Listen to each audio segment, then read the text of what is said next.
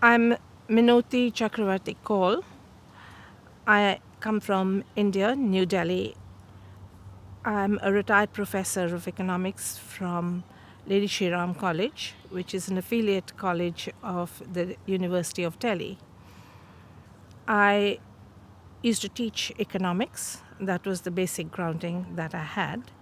And I've researched on common lands of northern India and the customary law by which these common lands were regulated and used and decided upon.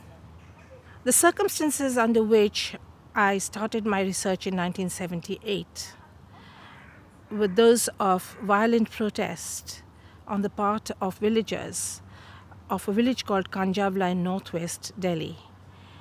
And they were protesting the partition of their common lands and the privatization of these common lands into fragmented pieces to those who were landless. It suddenly brought to my notice that this protest was about common lands of which people in India had never heard. And when I say people, I meant academic people. And therefore, my joining up with the villagers which had lost this land at that point didn't occur to me really. What happened really was my shock in not knowing about common lands, that they existed, particularly because I was teaching common lands in Europe, particularly England, and the enclosure movement, which was also followed by violent protests like the Fakenham Commons, which Richard Grove particularly talked about. However, I never thought of really participating or joining up with the activists till I knew more about the circumstances surrounding the whole issue of common lands, their privatization, and their partition. Therefore, my research followed this incident, no doubt, but I did not really think that I could have joined issue with others who may have seen it in the same way as the villagers were seeing it. Now, this is 1978. I finished my research in 1990.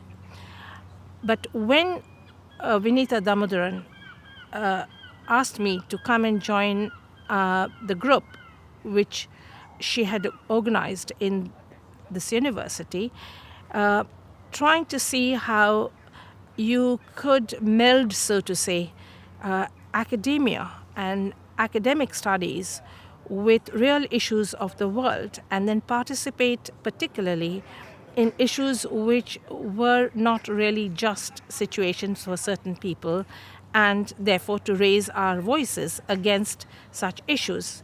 Now, by this time, obviously, I have learnt much more as to what exactly was injustice. And therefore, I have also learned what was unjust and how it can be remedied, and whether one can put one's strength, especially academic strength of learning, behind such issues and equally help the protesters remedy the situation.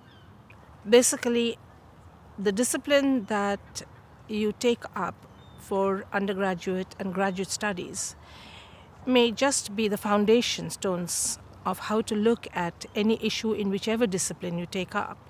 But ultimately, what is interesting is when you take up any particular issue which catches your eye, which is out of the ordinary, is not a textbook condition. Under those circumstances, there is no reason why just the discipline that you have been brought up in should be the only instruments that you have to look at that particular issue. In fact, most successful researchers always use a kind of a Catholic view of any particular problem or issue in society at large, or even issues to do with something which is very close to you, let's say as a student. And this, by and large, has come to be known in common parlance now as interdisciplinary focus. By that means, most students need not necessarily be tied down with the discipline that they started off with as undergraduates or postgraduates, or even research for that matter.